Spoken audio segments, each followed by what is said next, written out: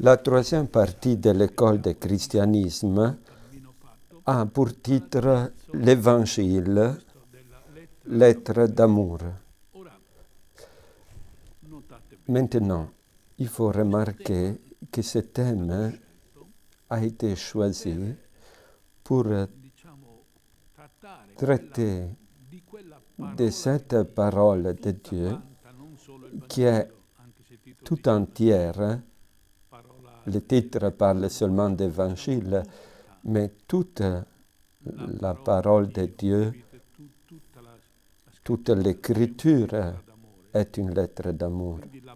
La parole de Dieu qui s'est fait chair dans l'écriture et que je tiens dans ma main comme une lettre d'amour qui m'est adressée pour devenir chair de ma vie. C'est clair, non? Que, en ce sens, parler de l'écriture de cette manière, l'Évangile a une place spéciale, très spéciale, et qui doit être gardée, la place centrale de l'Eucharistie. Quand on parle de l'écriture lettre d'amour, il faut tenir compte que cette lettre d'amour a des chapitres, des épisodes qui sont plus importants. Alors, pour comprendre, nous faisons un exemple. Un saint qui vit dans le désert, Charles de Foucault. Vous êtes, mon Seigneur Jésus, dans la Sainte Eucharistie. Vous êtes là, 1 mètre de moi dans ce tabernacle. Votre corps, votre âme, votre humanité, votre divinité, votre être tout entier est là dans sa double nature. Que vous êtes près, mon Dieu. Vous n'étiez pas plus près de la très sainte Vierge pendant les 9 mois qu'elle vous porta dans son sein, que vous ne l'êtes de moi quand vous venez sur ma langue dans la communion. Vous n'êtes pas plus près de la Sainte Vierge et de Saint Joseph dans la maison de Bethléem, dans la maison de Nazareth, dans la fuite en Égypte, que vous ne l'êtes de moi en ce moment, ici, si souvent, dans ce tabernacle. Sainte Magdalène n'était pas plus près de vous, assise à vos pieds à Béthanie, que je ne le suis au pied de cet autel.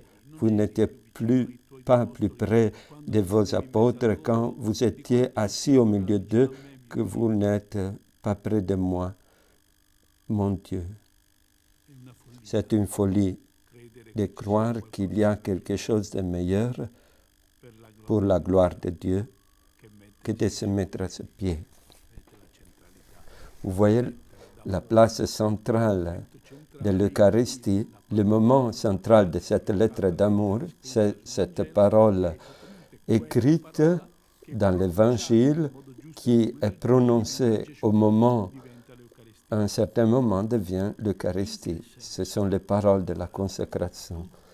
En quel sens alors toute l'écriture est lettre d'amour qui m'est adressée?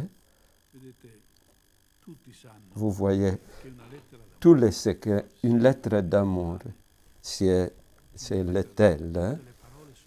Dans une lettre d'amour, toutes les paroles sont précieuses et elles sont parce qu'elles tendent à dire la même chose, l'amour. Si une lettre d'amour était lue par une personne qui n'est pas amoureuse et qui la trouve par hasard, la trouve exagérée, peut-être même ridicule. La différence, c'est les personnes amoureuses qui peuvent l'interpréter dans tout leur contenu. Donc, appeler lettre d'amour toute la Bible, c'est une bonne introduction pour saisir cette merveille spirituelle qui nous permet aujourd'hui de prendre en main une récolte de 73 livres écrits au cours de 10 siècles et pouvoir l'appeler et la vénérer comme une parole de Dieu. Si nous y réfléchissons, il y a un texte d'une poétesse des États-Unis qui a souffert beaucoup dans sa vie Elle a écrit beaucoup de poésies sans réussir à en publier, sinon quelques-unes. On les a trouvées dans un sachet qu'elle gardait toujours avec soin. Mais elle écrit cette phrase magnifique. Emily Dickinson, « Je ne connais rien au monde qui ait autant de pouvoir que la parole. Parfois, j'en écris une et je la regarde jusqu'à quand elle commence à resplendir. » Cette expression nous aide à comprendre ce passage qui nous permet de lire un ensemble infini de paroles écrites en des temps différents, sur des thèmes différents, avec des genres littéraires différents, et que nous pouvons appeler tout cela parole de Dieu, parce que nous savons que toute expression d'une seule parole, qui est la parole « Je t'aime », « Je désire ton amour ». Dans tout l'ensemble des événements humains, et nous reconnaissons cet ensemble de livres, de paroles qui devient le livre de l'Écriture, et nous la reconnaissons comme inspirée. C'est-à-dire qu'il y a des auteurs humains, mais il y a l'Esprit qui parle, qui respire. La même chose, nous pouvons le dire quand nous arrivons à la fin de tout ce parcours et nous appelons parole de Dieu la personne même de Jésus. Et après, dire que cette parole de Dieu se fait chair. Et après écouter un père qui, sur l'autel, lit un morceau d'évangile et qui a la parole de Dieu.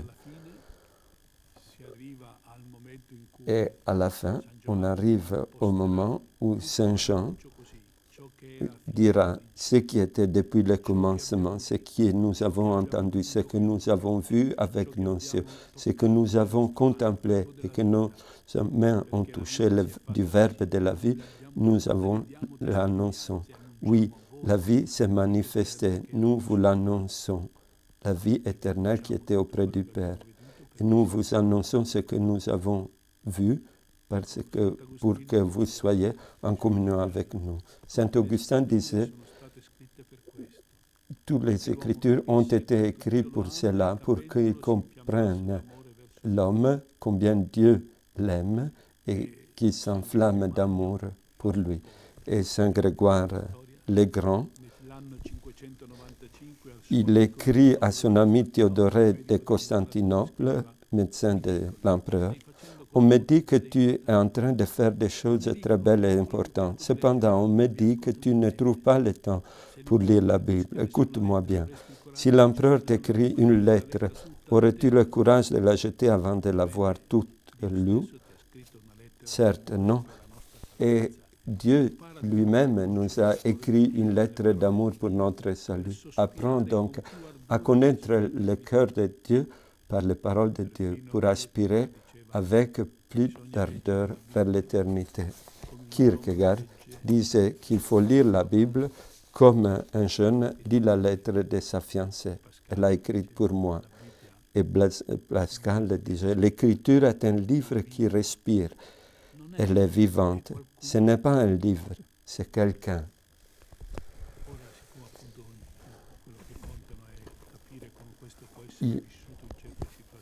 Il faut comprendre comment vivre cela dans toutes les situations. Je pense à un martyr moderne, Vantuan, qui, quand il a été prisonnier à Puka, raconte.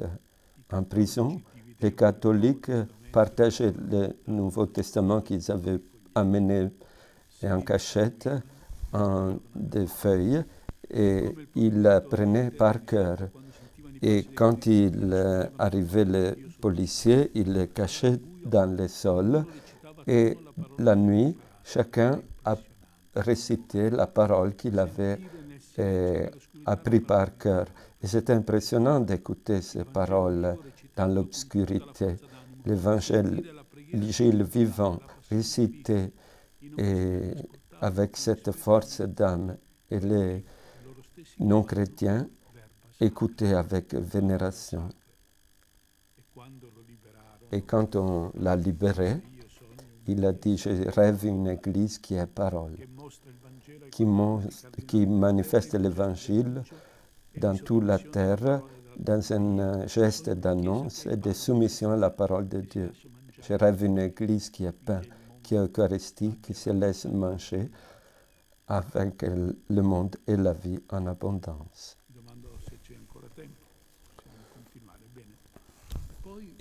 Il y a un texte carmélitain de Thérèse de Lisieux qui dit, en entrant dans la sensibilité de Jésus qui parle à ses disciples à la dernière scène, Jésus disait avec une ineffable tendresse, « Si quelqu'un m'aime, il gardera ma parole, et mon Père l'aimera, et nous viendrons à lui, et nous ferons en lui notre demeure. » Garder la parole de Dieu, voilà l'unique condition de notre bonheur, la preuve de notre amour pour lui. Mais qu'est-ce que donc cette parole? Il me semble que la parole de Jésus, c'est lui-même. Lui, Jésus, le Verbe, la parole de Dieu. Il nous le dit plus loin dans le même évangile de Saint Jean, priant son Père pour ses disciples. Il s'exprime ainsi, « Sanctifie-les par votre parole est la vérité. » En un autre endroit, Jésus nous apprend qu'il est la voie, la vérité et la vie. Nous savons donc quelle est la parole et que nous devons garder. Comme Pilate, nous ne demandons pas à Jésus qu'est-ce que la vérité. Souvent, comme il nous sera doux d'entendre un jour cette parole si douce sortir de la bouche de notre Jésus. C'est vous qui êtes demeurés constamment avec moi dans toutes les épreuves que j'ai eues. Aussi, je vous ai préparé mon royaume comme mon Père me l'a préparé.